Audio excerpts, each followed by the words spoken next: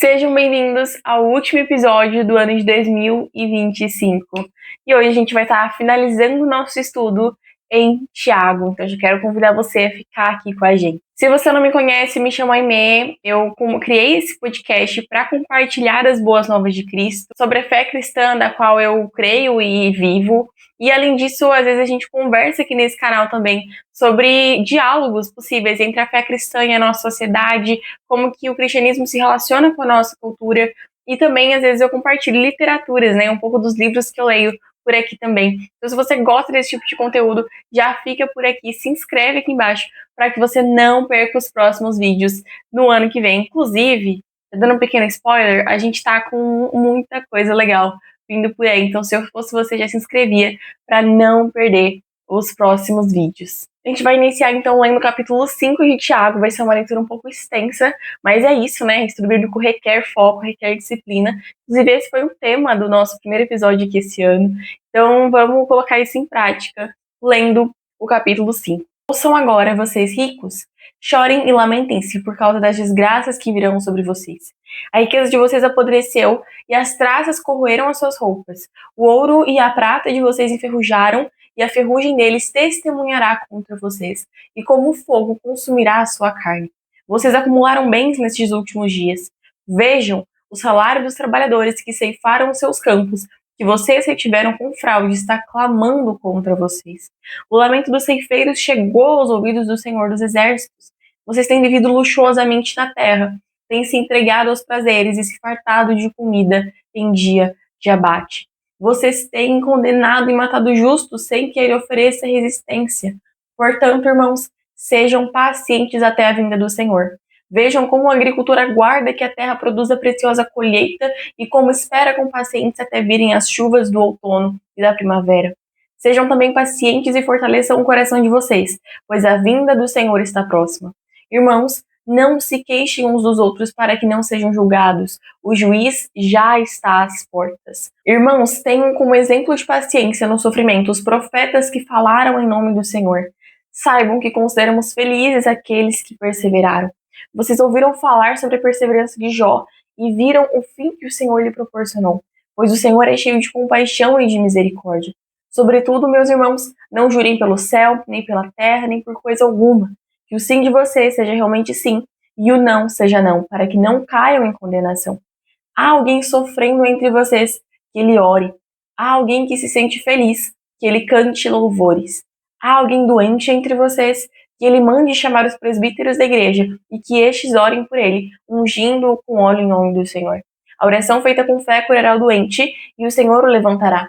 Além disso, se houver cometido pecados, ele será perdoado. Portanto, confessem os seus pecados uns aos outros e orem uns pelos outros para serem curados. A oração de um justo é poderosa e eficaz. Elias era humano como nós. Ele orou fervorosamente para que não chovesse e não choveu sobre a terra durante 3 anos e meio. Depois, orou novamente e os céus enviaram chuva e a terra produziu os seus frutos. Meus irmãos, se algum de vocês se desviar da verdade e alguém o trouxer de volta, lembre-se disso. Quem traz de volta um pecador do seu caminho errado, salvará da morte a vida dessa pessoa e fará que muitíssimos pecados sejam perdoados. Nesse capítulo, então, a primeira coisa que Tiago fala a respeito é sobre a riqueza. Ele traz uma crítica, ele traz uma exortação aos ricos descrentes sobre o mau uso que essas pessoas faziam do dinheiro. Calvino, nesse contexto, ele fala a respeito das roupas, né? O Tiago vai falar que a roupa dessas pessoas eram corroídas, a riqueza dessas pessoas já tinha enferrujado, tudo já estava muito corrompido. Para Calvino, essa corrupção não era evidência de uma má qualidade, ou sabe, de um defeito das roupas, por exemplo. Não, essa corrupção era evidência do mau uso. Portanto, para Calvino, toda essa ferrugem, toda essa corrupção das roupas, por exemplo, dessas riquezas, desses bens, elas testemunhavam, eram testemunhas da injustiça que essas pessoas cometiam e também de seus corações avarentos. E eu ainda acrescento aqui a idolatria. O coração dessas pessoas era idólatra, de forma que eles passavam a deixar de adorar o Criador para adorar as coisas criadas, sabe? Iago Martins, no seu livro No Alvorecer dos Deuses, ele vai nos dizer que uma das evidências da idolatria também é a perversão de valores, a perversão da realidade. Tiago vai nos dizer aqui que eles deixavam de pagar aos trabalhadores o seu salário, o que é justo, ou seja, eles pervertiam a justiça em injustiça. Tiago também vai nos dizer que eles comiam para o dia do abate, ou seja, eles se fartavam, eles viviam para comer. Isso é incerto, isso é incorreto. Há aqui uma perversão dos valores, sabe? O certo seria eles comerem para viver e não viver para comer.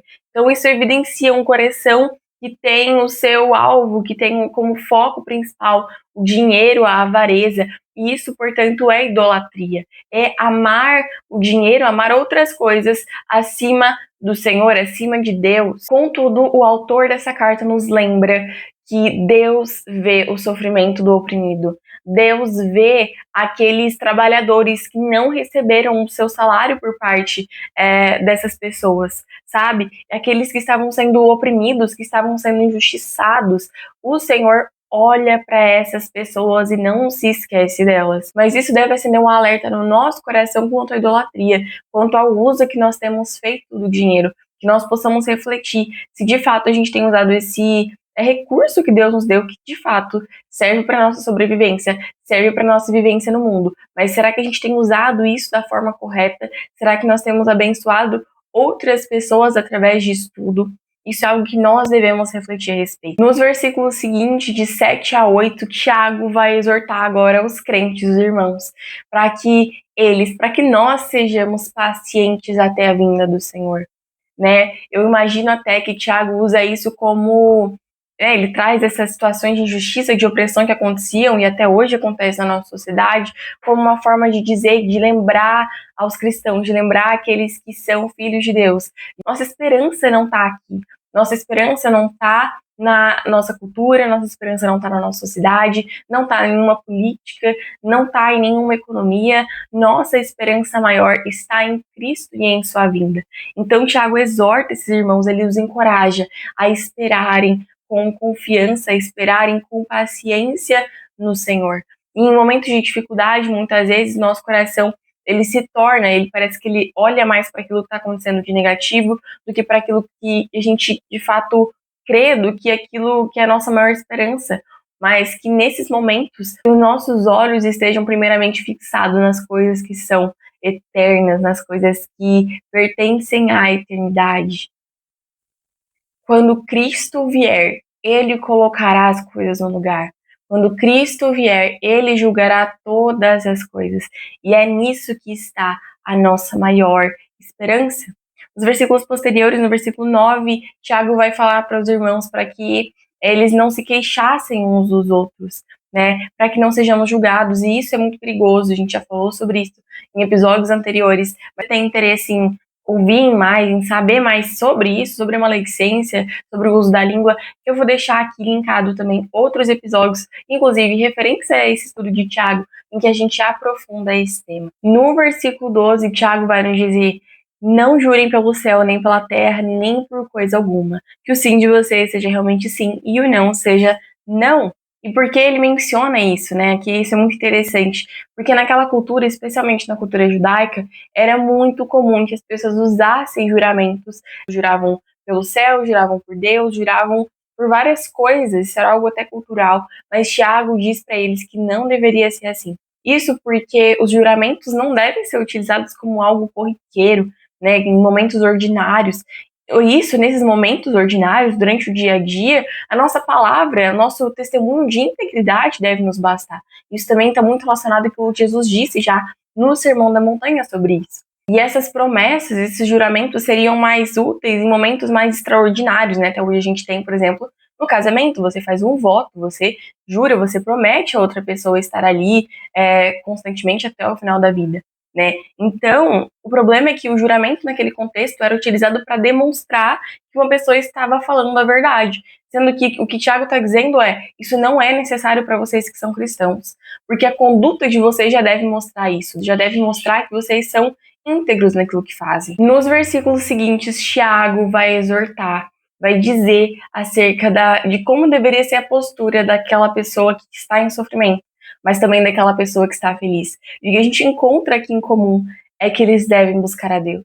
Se alguém em sofrimento, essa pessoa precisa orar. Se alguém em sofrimento, ou melhor, uma pessoa que se sente feliz, que ele cante louvores. Ou seja, Tiago nos diz, né, nos ensina que nós devemos clamar ao Senhor, buscá-lo em todos os momentos. Inclusive, nesse versículo ele fala, né, alguém doente entre vocês, que ele mande chamar os presbíteros da igreja e que estes orem por ele, ungindo-o com óleo em nome do Senhor. O óleo, né, o azeite, na verdade, ele era muito comum também naquela cultura. É só você se lembrar da parábola do bom samaritano, quando o bom samaritano vai e ele resgata aquele homem que estava caído, ele faz o quê? Ele passa azeite sobre os ferimentos desse homem, ele cuida desse homem com azeite. Então o azeite ele era muito utilizado nesse contexto mesmo, como um efeito medicinal para curar feridas. E assim a gente consegue compreender claramente, obviamente, que não é o azeite que vai trazer cura, não é o azeite que vai trazer restauração, mas é a oração em nome de Jesus,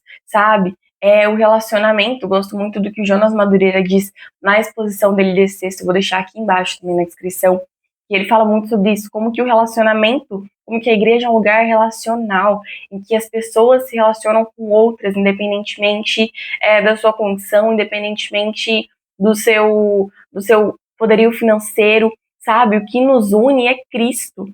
Então, independentemente se essa pessoa está sofrendo ou está em um momento bom da sua vida, eu devo amá-la, eu sou chamado a cuidar dessa pessoa, sabe? Isso é evidenciado numa oração, sabe? Num relacionamento mesmo entre irmãos em Cristo. O propósito da oração, muito além de uma cura física, é a cura da alma, sabe? É uma pessoa ser acolhida nos momentos em que ela está passando por dificuldades, passando por dores. É esse acolhimento que a igreja deve oferecer. Ou seja, o propósito da oração aqui também é trazer esperança para aquele que sofre. É muito interessante a gente perceber e olhar no ministério de Jesus também, como que muitas vezes, na maioria das vezes, Jesus não apenas curava a enfermidade física de determinada pessoa, mas ele também trazia cura sobre a alma, ele trazia perdão, aquilo que só ele podia fazer, que é perdoar pecados, e ele fazia. Então ele trazia uma restauração completa na vida daquela pessoa. Outra prática que Tiago vai trazer aqui, que é muito interessante, é o de confessar os pecados uns aos outros. Quando nós confessamos os nossos pecados aos nossos irmãos, sabia que não está necessariamente restrito a ser um pastor, a ser um líder, pode ser o seu irmão em Cristo mesmo, sabe? Pode ser o irmão que caminha com você na sua caminhada de fé. Quando nós fazemos isso, nós confessamos nossas falhas, nossos pecados, a gente está se lembrando mutuamente um ao outro que nós somos dependentes da graça e da misericórdia do Senhor. Eu gosto muito do que Tiago fala agora nos versículos finais, que ele vai dizer: se algum de vocês se desviar da verdade e alguém o trouxer de volta, lembrem-se disto, quem traz de volta um pecador do seu caminho errado, salvará da morte a vida dessa pessoa e fará que muitíssimos pecados sejam perdoados. Jonas Madureira, ele ressalta que nosso papel como igreja não se limita, não se reduz apenas ao cuidado com o corpo, sabe, a cura física, mas também ao cuidado da alma, sabe, a apresentar uma teologia boa, ao apresentar o caminho certo para que uma pessoa siga, ao invés de criticar e apontar o dedo no nosso trabalho como cristãos, trazê-lo para perto, trazer essa pessoa para perto, pessoa que está se desviando, sabe? E apontar o caminho através de um discipulado saudável, através de vamos caminhar juntos nas escrituras, sabe? É isso que Cristo nos chama a fazer. Eu espero que você tenha sido edificado por essa série em Tiago, eu espero que você tenha sido de fato abençoado por esse conteúdo, sabe? E eu gostaria de dizer para vocês que a gente vai estar entrando num período de férias, aí o podcast vai estar se ausentando dos vídeos por aqui. Então, se você não segue no Instagram, já segue a gente por lá, porque de verdade tá tendo muita coisa legal. Inclusive, agora nesse mês de janeiro, tô dando um spoiler grandão aqui.